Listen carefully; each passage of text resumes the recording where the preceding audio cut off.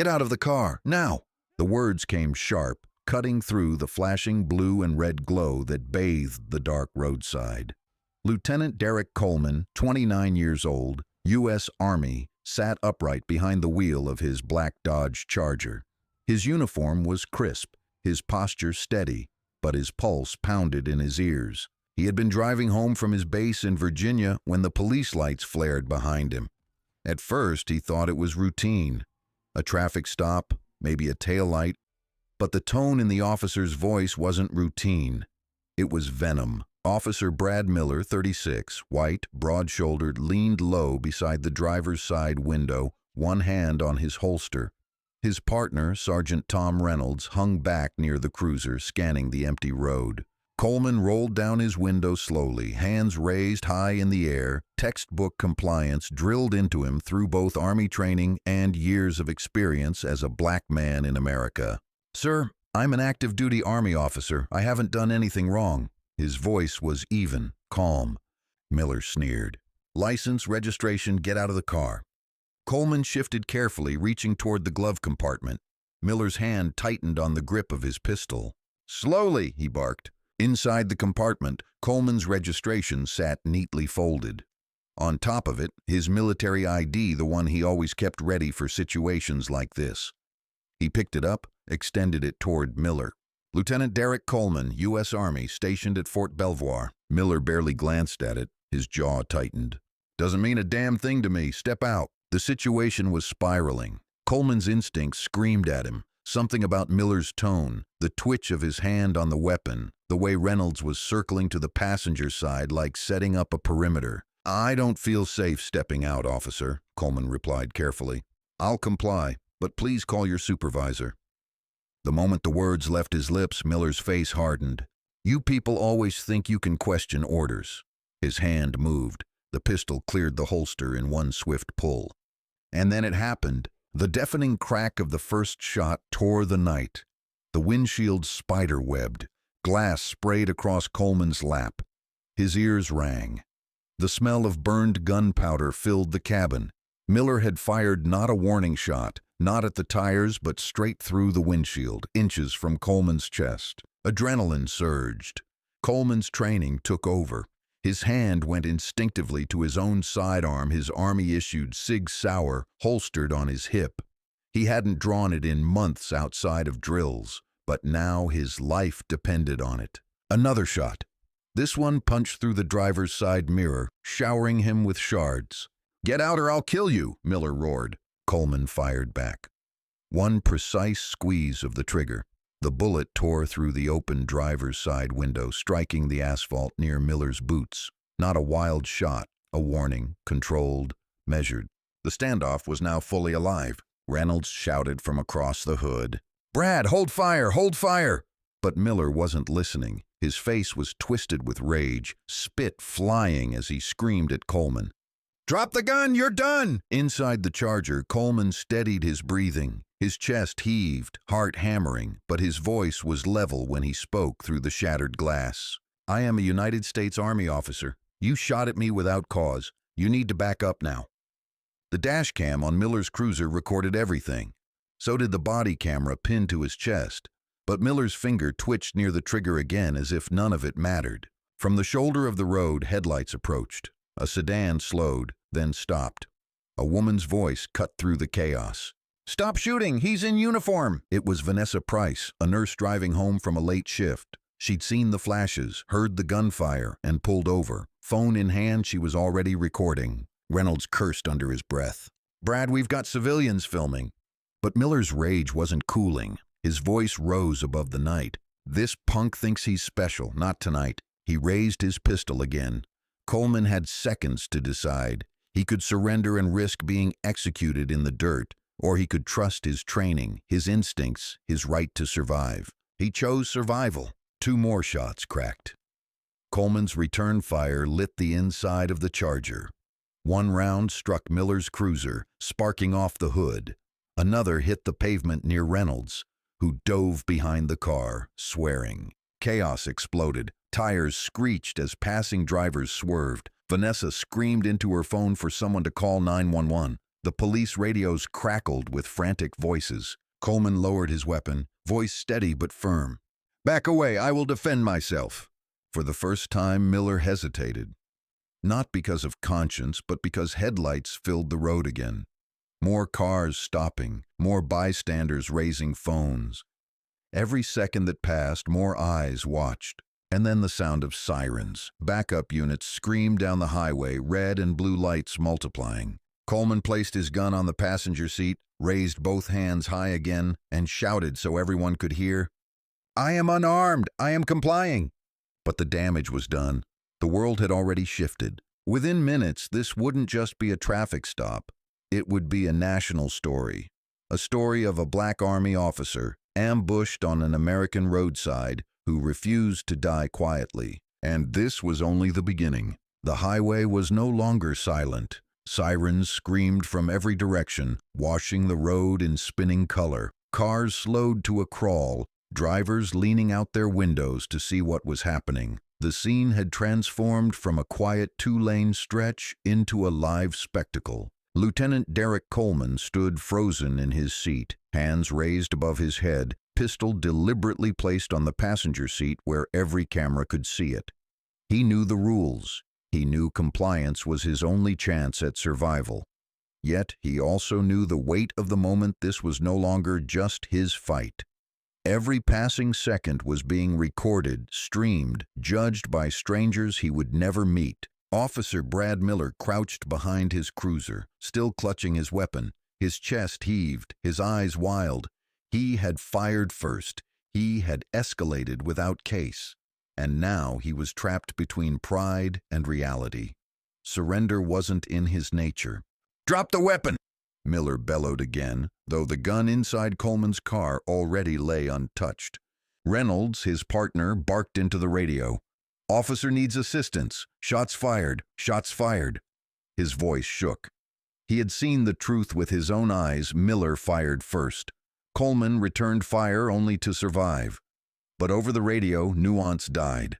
All the other units heard was a chaotic phrase, "Shots fired by suspect." That narrative spread instantly. 3 more cruisers pulled in, tires spitting gravel. Officers leapt out, rifles raised, taking positions behind doors and hoods. Red dots danced across Coleman's chest through the shattered windshield. "Out of the car, now!" one of them screamed. Coleman didn't move. His voice cut through the night, steady, commanding. "My name is Lieutenant Derek Coleman, United States Army. I am unarmed. I am complying. I have been fired upon without cause. I need a supervisor on scene immediately." His tone wasn't pleading. It was official, almost military, the cadence of authority that made people listen even in chaos. The arriving officers hesitated. A lieutenant in uniform? The pieces didn't fit the narrative Miller had painted. Their radios buzzed again, dispatch confirming fragments of identity, plates registered to Coleman, Army affiliation verified. Confusion rippled through the standoff. Then came the voice of the crowd. From the roadside shoulder, Vanessa Price shouted, her phone raised high. "He didn't do anything. They shot at him first. I saw it. I recorded everything." Other bystanders echoed her, their own phones pointed at the flashing scene.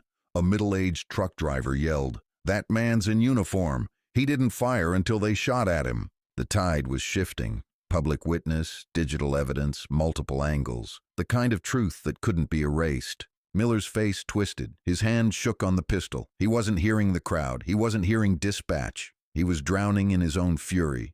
"This ends now!" he roared, stepping forward. But Reynolds grabbed his arm. "Brad, stop! You're going to bury yourself!" The backup officers exchanged uneasy glances.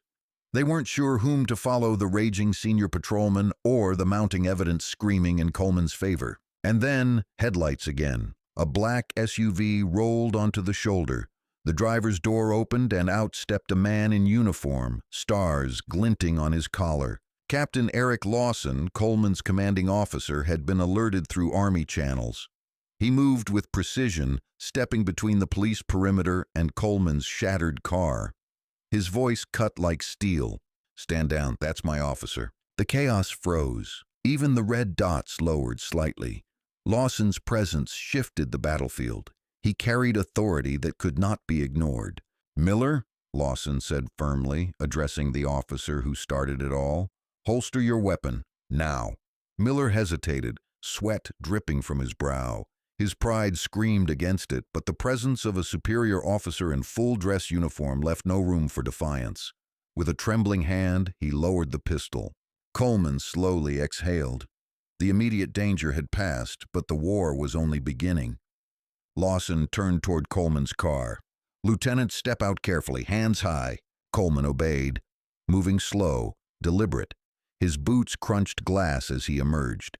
His uniform was streaked with dust and shards, but his bearing was unmistakable. He stood tall, shoulders back, every inch the soldier he was.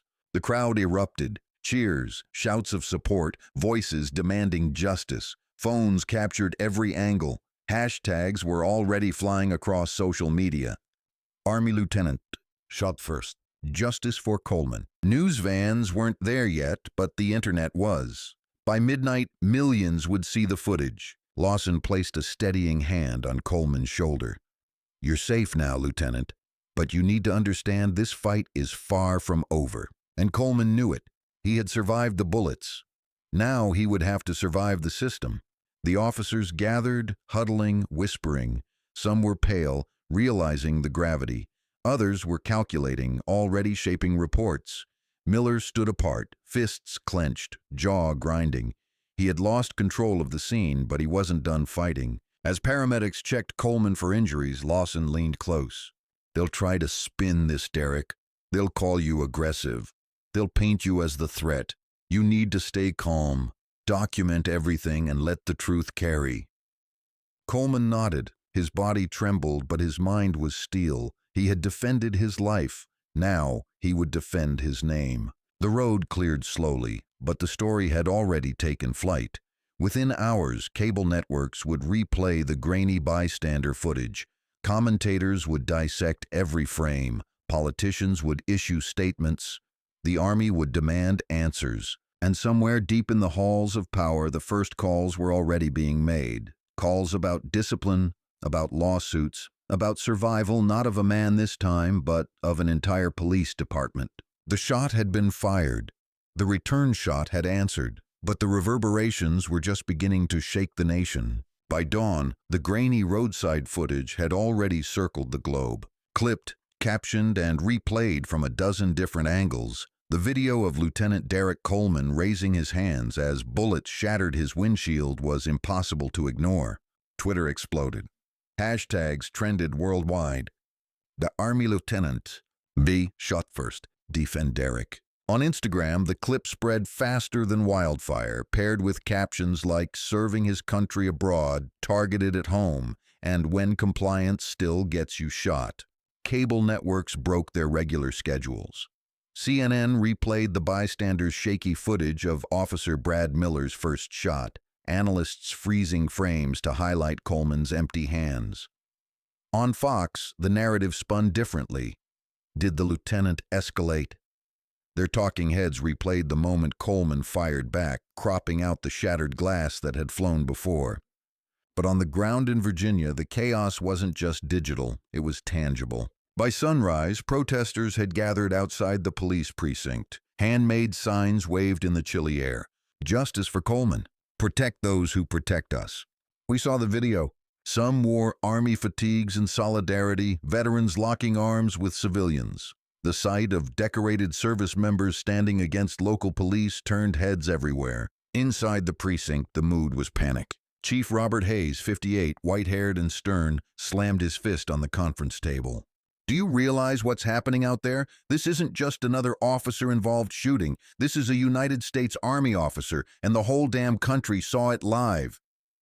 Captain Eric Lawson sat across from him, arms folded.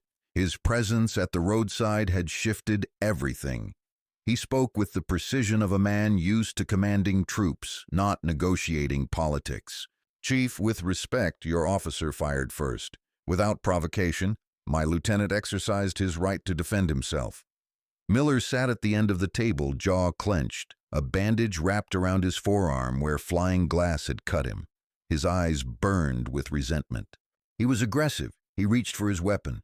"No," Lawson snapped. "He reached after you opened fire." The tension in the room was electric. Lawyers had already crowded the space, whispering strategies. Some urged silence. Others wanted immediate suspension. Hayes rubbed his temples, the weight of the storm pressing down. "This is bigger than us now," he muttered. He was right, because by mid-morning the Pentagon had called. In Washington, the Department of Defense issued a rare public statement. The department is aware of the incident involving Lieutenant Derek Coleman. We are conducting a thorough review and are in direct communication with state authorities. Translation: the Army was watching, and when the Army watched, Congress listened. By noon, senators were tweeting. One declared, "An attack on a soldier is an attack on the nation." Another wrote, "Service members should not have to fear for their lives on American streets." Cable news hosts repeated the quotes, flashing Coleman's face across screens nationwide. Meanwhile, Derek himself sat in a quiet hospital room, stitches in his hand from flying glass, uniform folded neatly on a chair. His phone buzzed relentlessly, calls from family, texts from fellow soldiers, interview requests from reporters. He ignored most of them.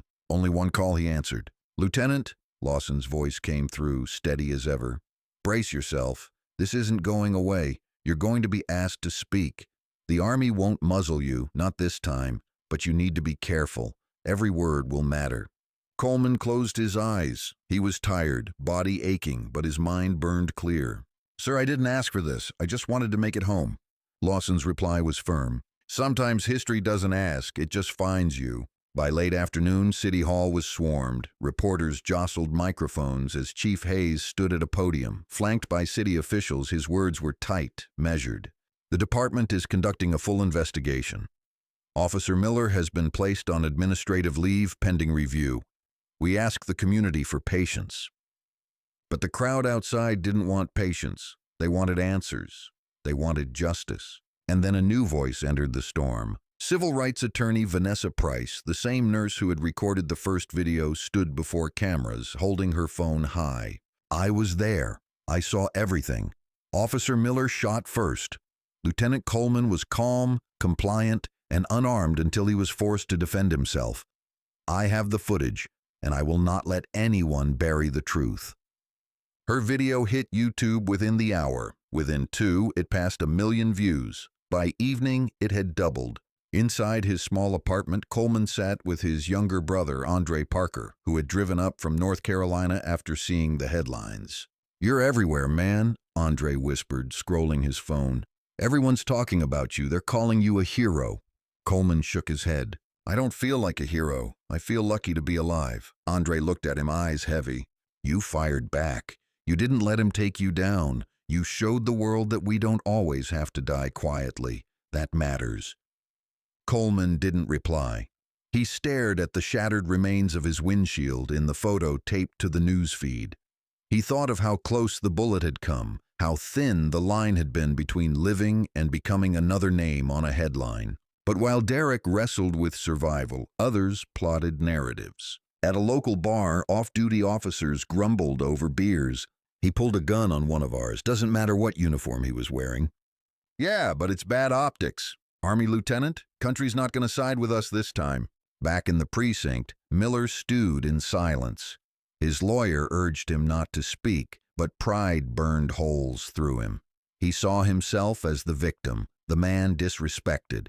He didn't see Coleman's calm compliance. He saw only defiance, and defiance demanded punishment.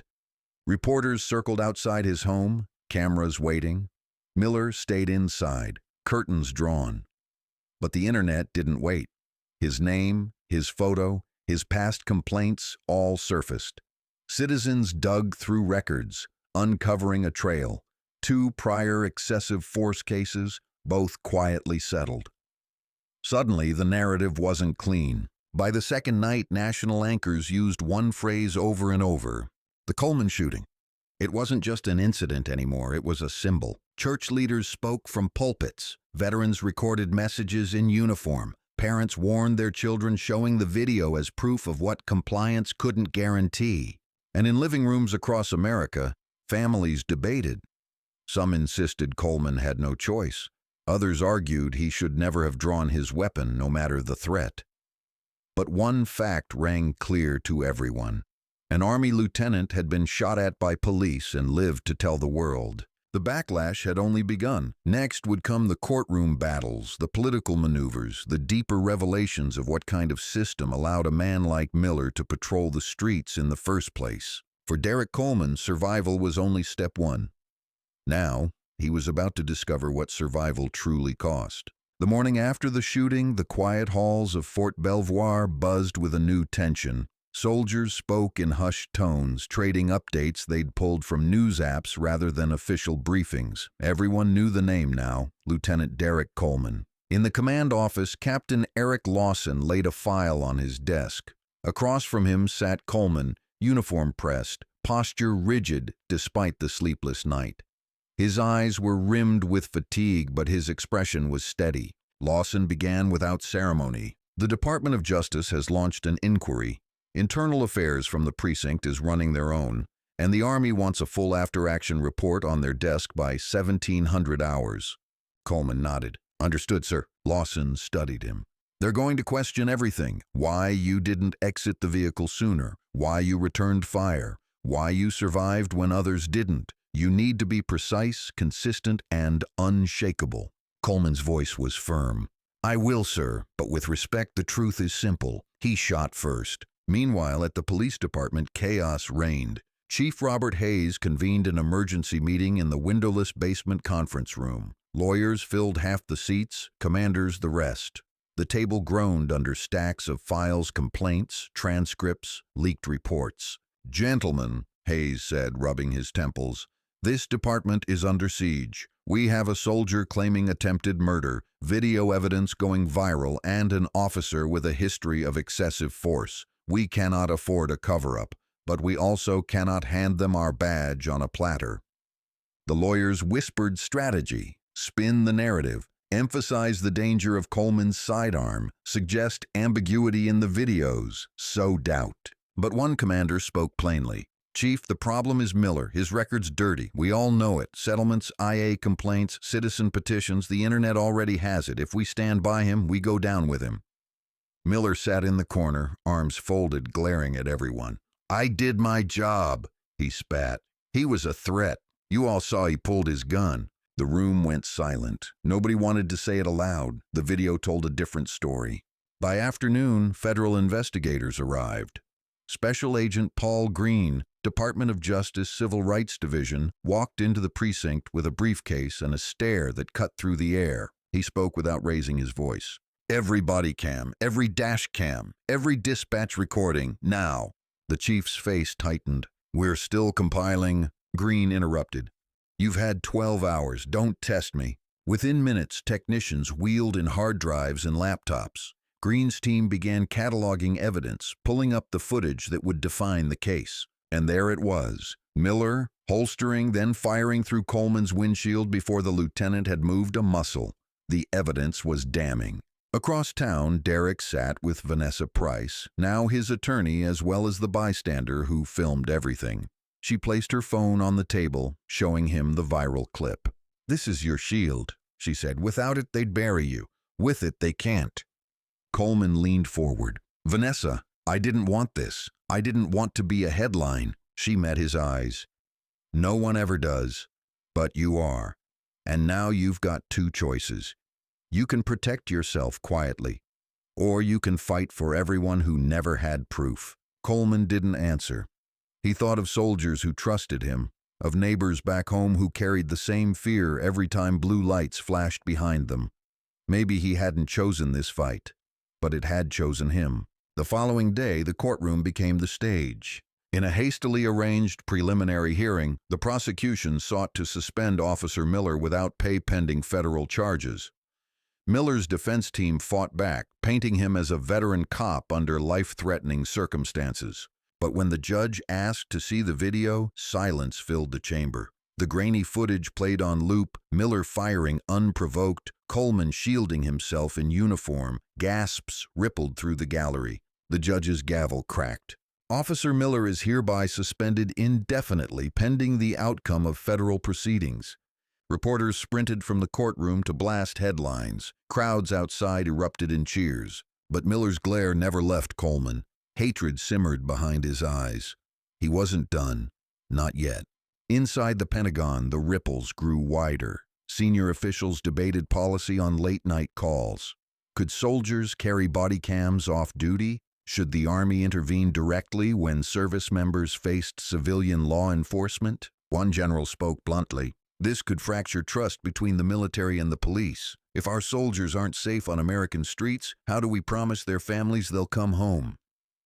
The question hung heavy. There was no easy answer. Meanwhile, Derek Coleman tried to resume routine, physical therapy for his hand, counseling sessions mandated by the Army. But nothing felt routine anymore. Cameras followed him everywhere. Strangers stopped him in grocery aisles to thank him, to pray for him, to tell him their own stories. At night he sat awake, replaying the sound of glass shattering, the smell of gunpowder, the split-second decision to fire back, the choice between living and dying.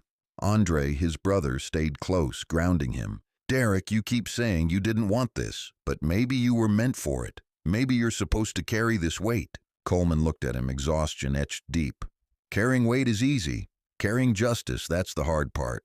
The investigation widened. Reporters uncovered that Miller had faced discipline 3 times, excessive force complaints, racial profiling allegations, even one suspension that was quietly lifted.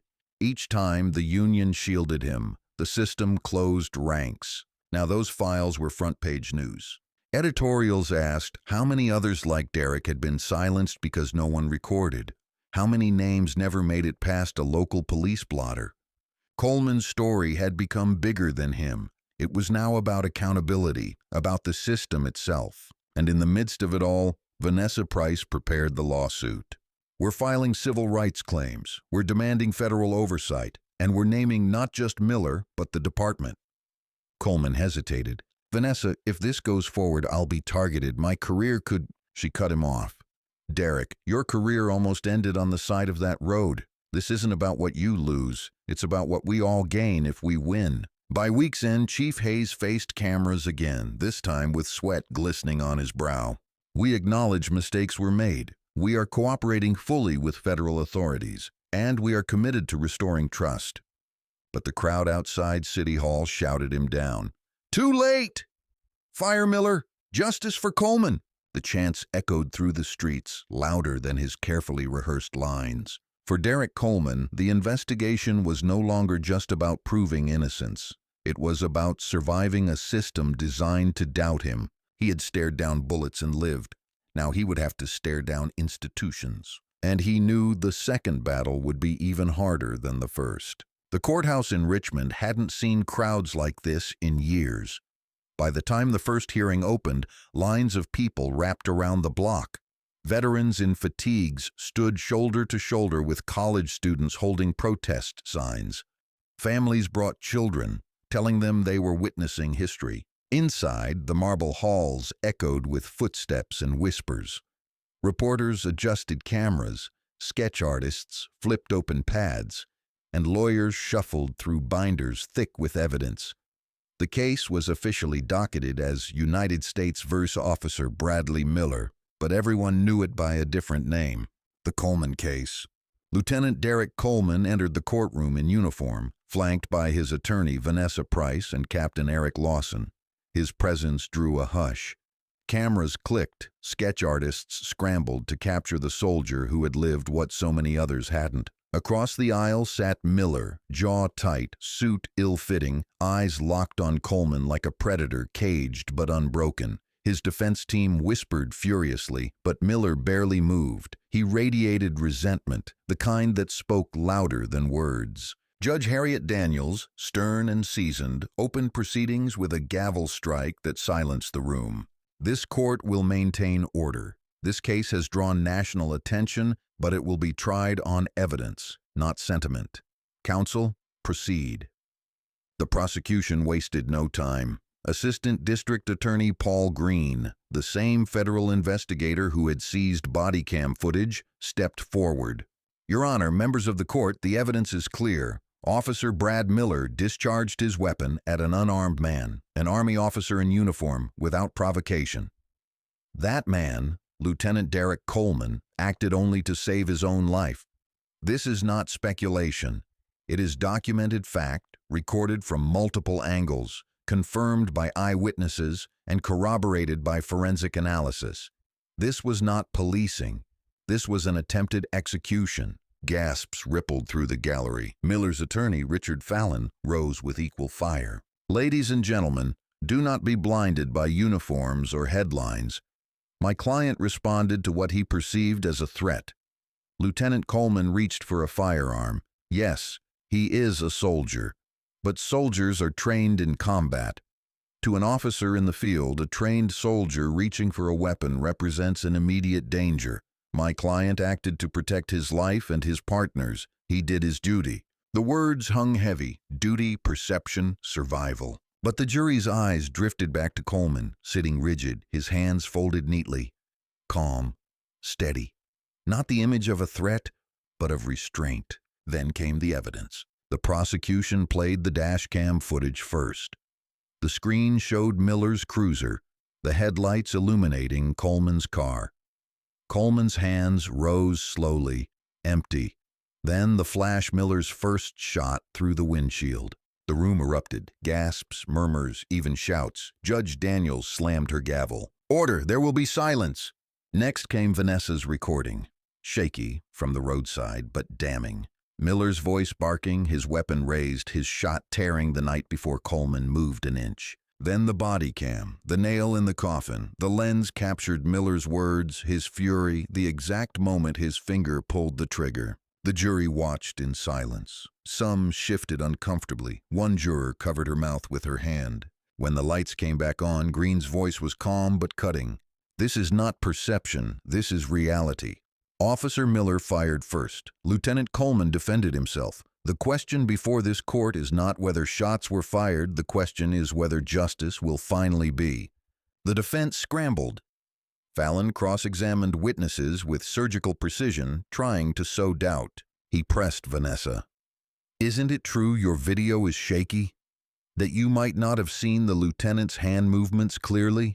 Vanessa met his gaze unflinching.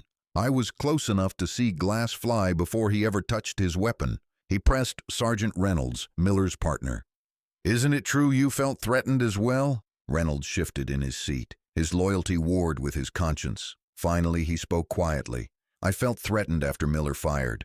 Not before. It was devastating. Outside, the courthouse steps turned into a stage. Protesters waved flags, signs, even enlarged stills of the video. Chants echoed, "Justice for Coleman. Protect those who protect us." News anchors broadcast live. Analysts debated the broader implications. Could the case redefine rules of engagement between citizens and police? Could it change how service members were treated off-duty? At night, talk shows replayed the footage, cutting between the video and interviews with veterans, lawyers, activists. Coleman's story had become more than a trial. It was a referendum. But inside Derek's apartment, the nights were long. He sat with his brother Andre, exhaustion carving lines into his face. Everyone sees me as a symbol, Derek said quietly, but all I see is glass exploding, bullets inches from my chest. Andre clasped his shoulder. Symbols are built from pain, Derek. That's the price, but you're alive. And because you're alive, you can fight. As the first week of the trial closed, Judge Daniels addressed the court. This case will not be quick. Testimonies will be long.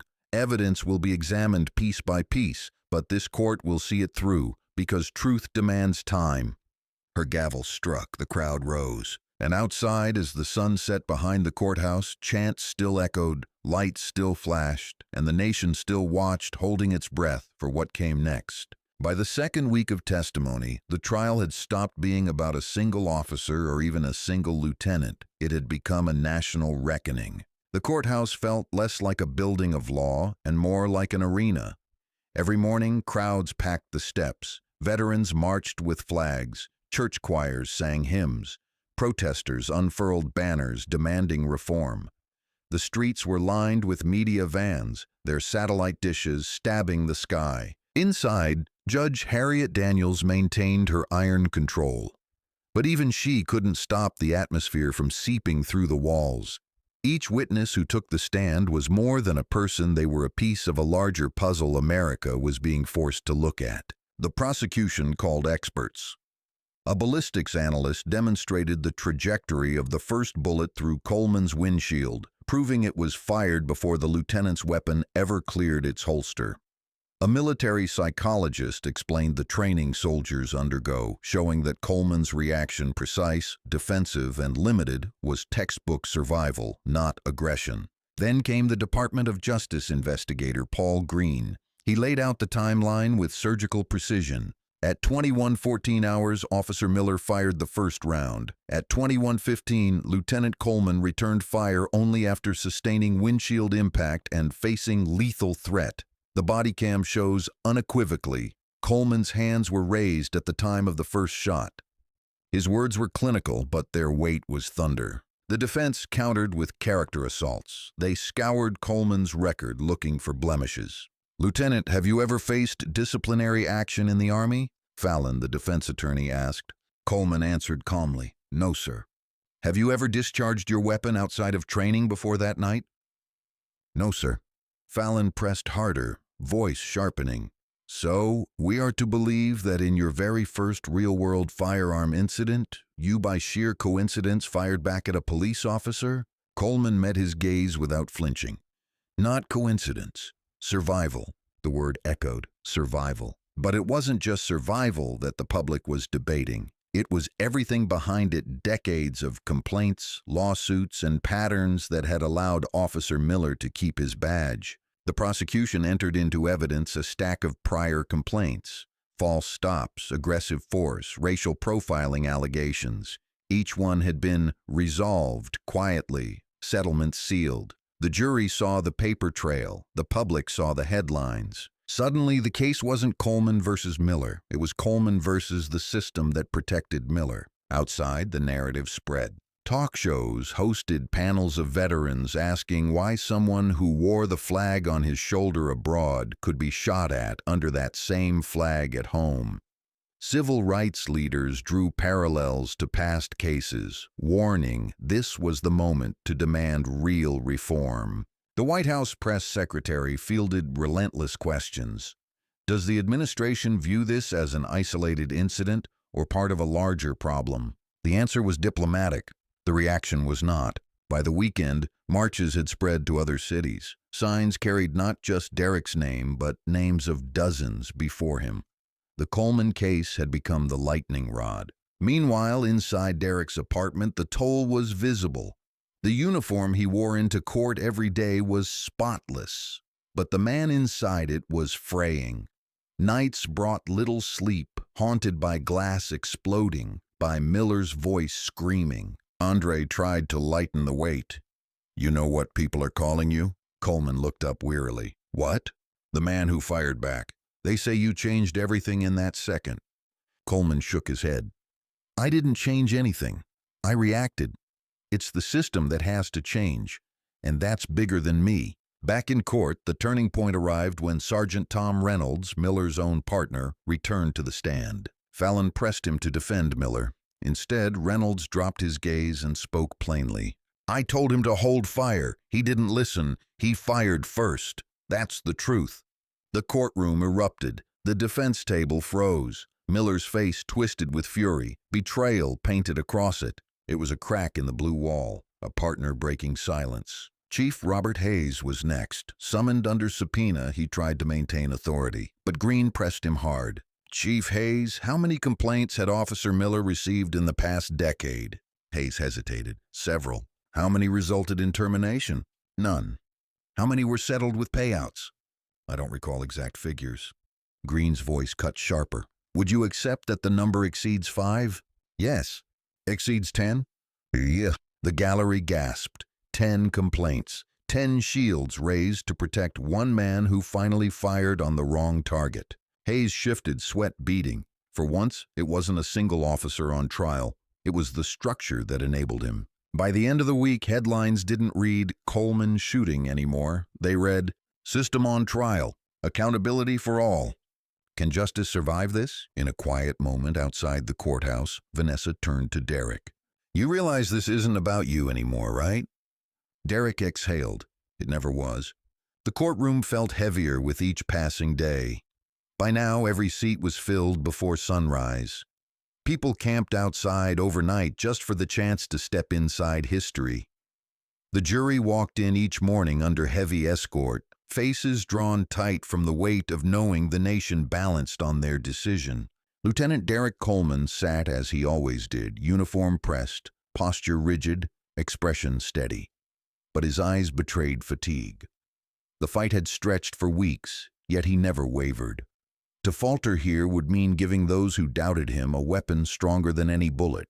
Silence. Across the aisle, Brad Miller looked hollow. The once defiant officer now avoided eye contact with the gallery. His defense team whispered constantly, but the fire had drained from him. Even his supporters had thinned. The crowds outside the courthouse no longer carried signs with his name. The prosecution's final push began with Paul Green stepping before the jury. He carried no theatrics, only the weight of truth. Ladies and gentlemen, this case is not complicated. You've seen the footage. You've heard the witnesses. Officer Miller fired first. Lieutenant Coleman defended himself, as any human being would. The question is not whether shots were fired. The question is whether we allow fear and prejudice to masquerade as justice. He paused, letting the silence press. If a man in uniform serving this nation can be gunned down on his own streets, then what hope is there for the rest of us? The law cannot bend for a badge. The law must stand taller than the men who wear it. Every word landed like a hammer. Then it was the defense's turn. Richard Fallon rose, voice sharp, movements deliberate. Yes, Officer Miller fired. But law is not hindsight. Law is about the moment. In that split second, he believed his life was in danger. He faced a man trained for combat, reaching toward a weapon. You've been told it was survival for Lieutenant Coleman. I say it was survival for Officer Miller. He leaned closer to the jury box. Do not let public opinion convict a man. Do not let headlines replace justice. Judge him only on what he saw in that instant: a gun, a trained soldier, and the fear of never going home. The courtroom was silent when he finished. But outside, silence was impossible. Crowds swelled larger than ever. Screens replayed arguments live. Commentators dissected every word. Social media boiled, hashtags climbing to the top of trending lists. Some demanded conviction. Others warned of riots if the verdict went the wrong way. America was holding its breath. Inside his apartment that night, Derek sat at his kitchen table, Andre across from him. The TV blared with talking heads, but Derek's focus was elsewhere. Tomorrow they deliberate, Andre said softly. How do you feel? Derek stared at his hands. The same hands that had gripped the wheel, raised in surrender, pulled a trigger to save his life. I feel like it doesn't matter what the verdict says. My life already changed. The question is whether the system will change with it. Andre reached across the table, squeezing his brother's hand. It has to, because if it doesn't, then all this pain is for nothing. The next morning, the judge's gavel brought the trial into its final stage. Ladies and gentlemen of the jury, Judge Daniels intoned, you will now retire to deliberate. Remember, your duty is to apply the law to the facts, without passion or prejudice.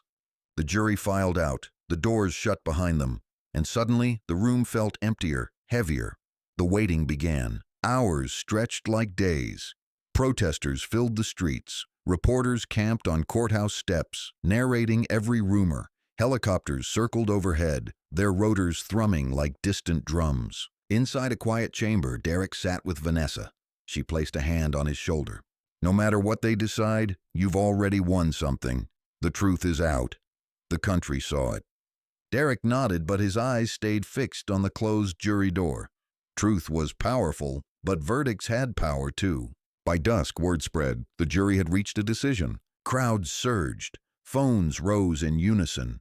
The courthouse lights glowed against the darkening sky. The doors swung open. And as the jury filed back in, the world braced for the words that would echo far beyond this courtroom. The jury filed back into the courtroom, 12 faces etched with the weight of history. Some looked pale, others grim, but none betrayed emotion. The gallery leaned forward in unison. Even the cameras seemed to hold their breath. Lieutenant Derek Coleman sat upright, uniform pressed, gaze steady. He had survived bullets. Now he had to survive judgment. Across the aisle, Brad Miller gripped the defense table until his knuckles whitened. His jaw clenched, his eyes fixed on the foreperson walking slowly to the bench. Judge Harriet Daniels cleared her throat. "Has the jury reached a verdict?" The foreperson nodded. "Yes, Your Honor." A sheet of paper passed to the bailiff, then to the judge. Daniels scanned it silently, her expression unreadable. Finally, she returned the slip. "On the charge of attempted murder in the first degree, how does the jury find?" The foreperson's voice trembled but carried through the silent chamber. "Guilty." The room erupted. Gasps, cries, shouts. Reporters scrambled for their phones. The gallery surged with energy like a dam bursting. Outside, the crowd roared as word spread through the waiting masses. Judge Daniels slammed her gavel. "Order! Order in the court!" Inside, Coleman closed his eyes. A single breath escaped his lips, the weight of weeks lifting slightly. Andre, sitting behind him, clasped his shoulder in silent triumph. Miller's face twisted with disbelief. He slammed his fist against the table. "This is a sham! He pulled on me! You're all blind!" His attorney tried to quiet him, but Miller rose, shouting. Bailiffs swarmed, restraining him as he cursed, his voice echoing down the hall. The image was captured instantly, replayed on every screen the officer convicted, dragged away still raging. Outside, celebration thundered. Protesters wept, hugged, raised flags. Chants of "Justice for Coleman" rolled through the streets. News anchors called it historic. The first time in state history an officer was convicted of attempted murder against a service member in uniform. Veterans saluted in silence. Church bells rang downtown. Social media exploded with hashtags. Verdict guilty. Justice served. The Coleman case. But amid celebration, Vanessa Price remained cautious. Standing beside Derek, she whispered, "This isn't the end. Appeals will come. Systems don't change overnight, but today is victory." Back inside, Judge Daniels addressed the court. "Officer Miller is remanded to custody immediately. Sentencing will follow in 30 days. This court stands adjourned." Her gavel cracked. The trial was over. Coleman rose slowly, the uniform on his shoulders suddenly heavier. Cameras flashed, reporters shouted questions, microphones stretched toward him. But he said nothing. He simply walked, each step measured, until he emerged into the sea of people outside. The crowd erupted, chanting his name. Derek raised a hand, not in triumph, but in acknowledgement. The message was clear. This wasn't about one man's victory, but about what it meant for everyone who had ever feared a traffic stop might be their last. That night, the streets filled with marches, peaceful, celebratory, yet resolute. Candles flickered in windows. Soldiers stood with civilians. For once, the story didn't end with grief. It ended with accountability. But for Derek, victory was complicated. In the quiet of his apartment, he sat with Andre. The noise of celebration drifted faintly through the window. Andre grinned. "You did it, man. You lived. You fought back. You won." Derek shook his head softly. "I didn't win. The truth did. But the truth shouldn't need a uniform, a gun, and a miracle to survive." The verdict reverberated across the nation. Police unions condemned it as a dangerous precedent. Civil rights leaders hailed it as a turning point. The Army issued a rare statement praising Coleman's courage, and families everywhere showed their children the video, the verdict, the chants outside the courthouse, proof that sometimes the system could bend toward justice. But as Derek lay awake that night, he knew the fight wasn't over. Sentencing loomed. Appeals would follow. And beyond his case, countless others still waited for justice. He whispered into the darkness, almost to himself, "This is one battle. The war isn't finished." 30 days after the verdict, the courthouse filled again. The air was different this time, less uncertain, more electric. Everyone knew what the day meant. Accountability measured in years. Officer Brad Miller was led into the chamber in shackles, his once proud stride reduced to a shuffle. The rage that had carried him through the trial seemed dulled now, replaced by exhaustion. Yet his eyes still burned when they locked on Lieutenant Derek Coleman seated across the aisle. Judge Harriet Daniels presided, her gavel striking sharply. This court is now in session for sentencing in the matter of United States versus Officer Brad Miller. The prosecution spoke first. Paul Green stood tall, voice clear. Your Honor, the evidence was overwhelming. The jury spoke decisively. Officer Miller's actions were not mistakes of judgment. They were acts of violence rooted in prejudice. For firing on an unarmed man, for endangering not just Lieutenant Coleman but every bystander that night, we ask for the maximum sentence allowed by law. Then came the defense. Richard Fallon rose with less fire than weeks before. Your Honor, my client served 15 years on the force. He has a family. We ask the court to recognize the pressures of duty, the fear of the moment. We request leniency. The gallery murmured. Many shook their heads. Leniency? After what the world had seen. Finally, it was Derek's turn. He stood, uniform pressed, posture steady despite the weight of the moment. His voice carried through the chamber. Your Honor, I stand here alive, but not untouched. I still hear the glass shatter at night. I still see the barrel of his gun. I still wonder if I'll be the next name added to a list too long already. I ask this court to send a message that service members, that citizens, that anyone who raises their hands in surrender deserves to live. Justice is not vengeance. Justice is protection. Protect those who come after me. Silence followed. Even Miller looked away. Judge Daniels lifted the gavel. Officer Brad Miller, for the crime of attempted murder in the first degree, this court sentences you to 30 years in federal prison without the possibility of parole. Gasps filled the room, followed by applause that the gavel could barely silence.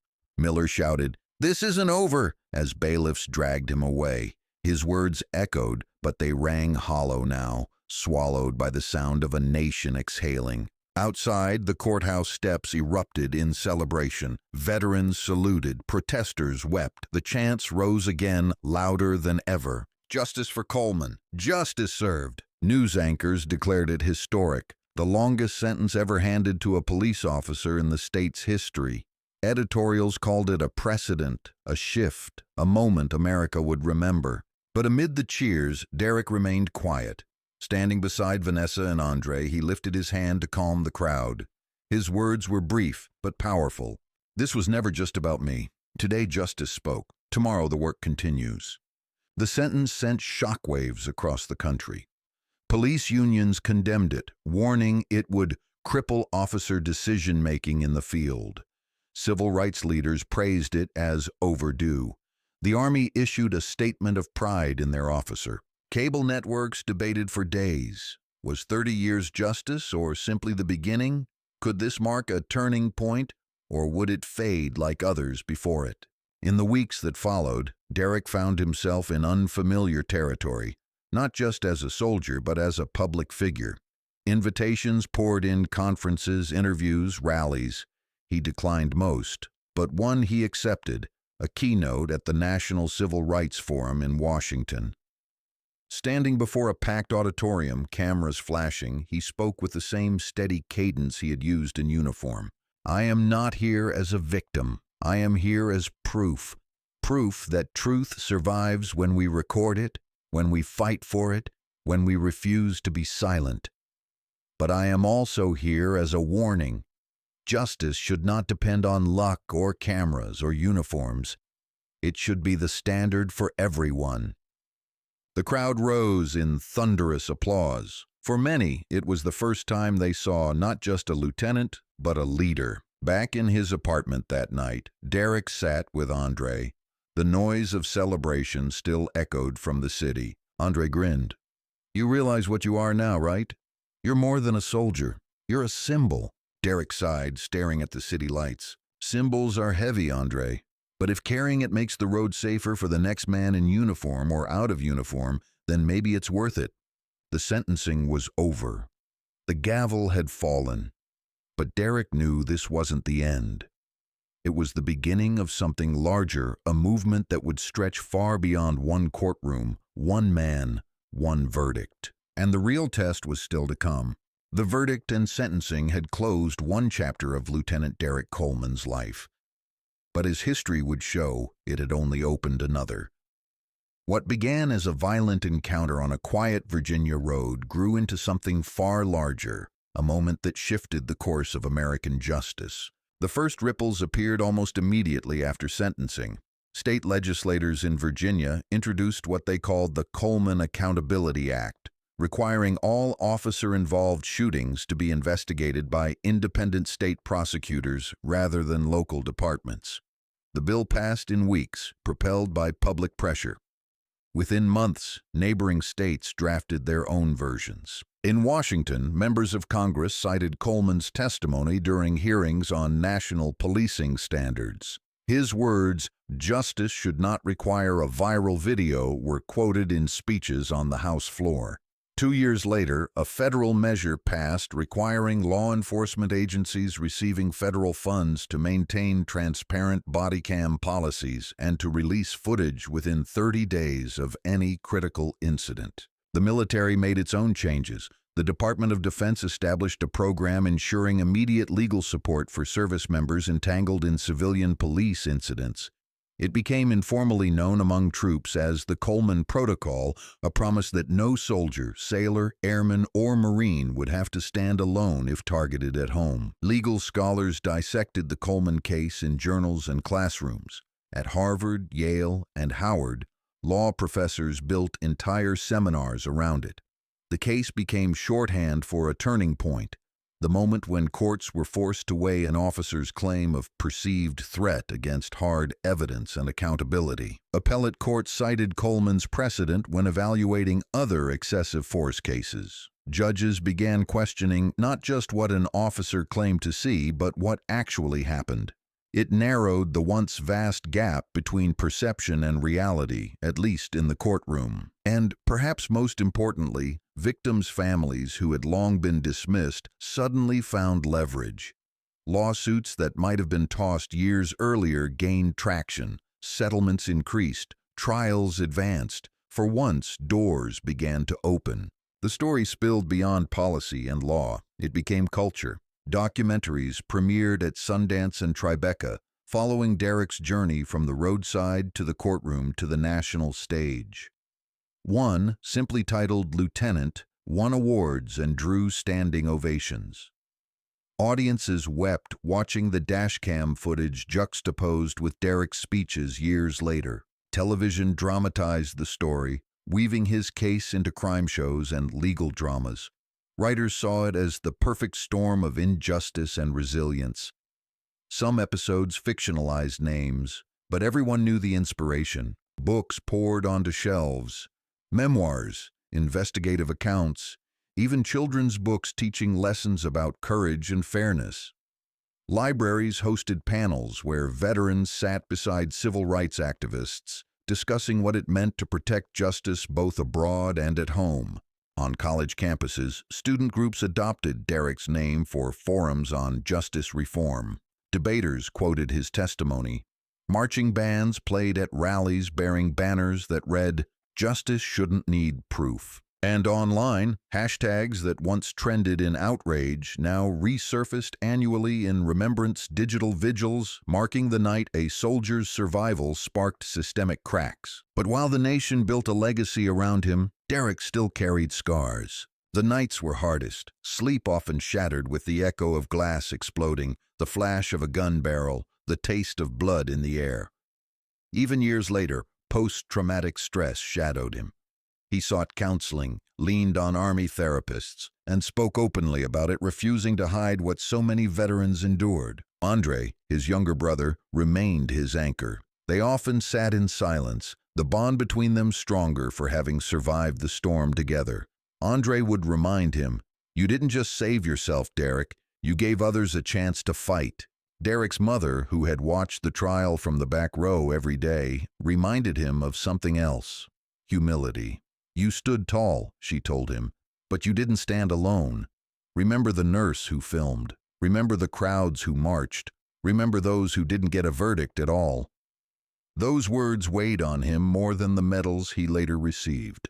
Though reluctant at first, Derek stepped into the role history demanded. He gave speeches at universities, testified before congressional committees, and appeared at civil rights forums. His tone remained calm, deliberate, never fiery, but that restraint became his power. "I am not here as a hero," he often said. "I am here as a survivor, and my survival should not be exceptional. It should be normal."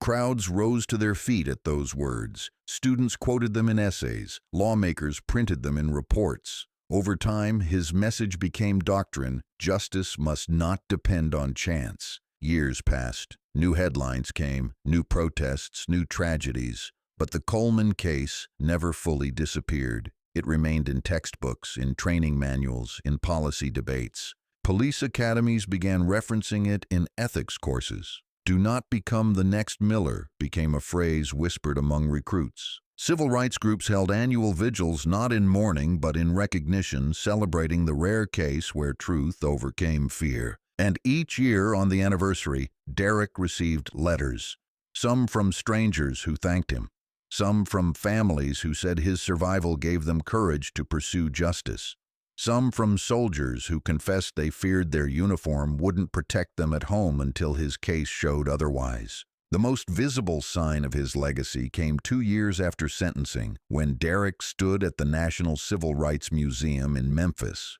The auditorium was packed.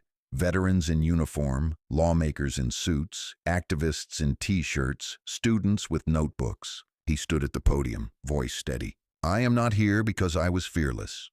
I was afraid. I am not here because I was perfect. I made choices in terror. I am here because I lived, and because I lived, I have a duty to speak for those who did not." He paused, letting silence carry the weight. "Bullets did not silence me, neither will fear. And as long as injustice exists, this story does not end with me. It continues with all of you." The hall erupted in applause, a standing ovation that lasted minutes. Cameras carried the moment worldwide. Clips trended again, not as outrage, but as inspiration. That night, away from the lights, Derek sat at home with Andre. They shared takeout, laughter, silence. "To survival," Andre toasted. Derek raised his glass. "To justice." And in that quiet moment, far from cameras and chance, Derek Coleman, soldier, survivor, symbol, allowed himself something rare: peace. 10 years later, the Coleman case still shaped America. Policy reforms bore his name. Legal textbooks cited his precedent. Documentaries revisited the night of shattered glass and the courtroom that followed.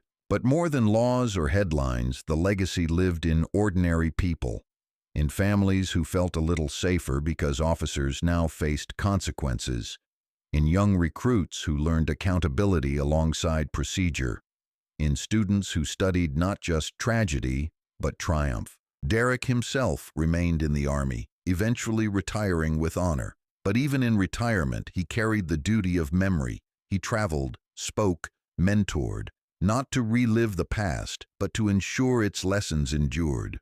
And wherever he went, he repeated the same message. Justice should not depend on luck. It should not depend on uniforms or cameras or headlines. Justice should be the standard. The world remembered because he insisted it must. And so the legacy of Derek Coleman lived on not as a single case, but as a turning point. A soldier's survival became a nation's reminder that even in the face of bullets, truth could not be silenced.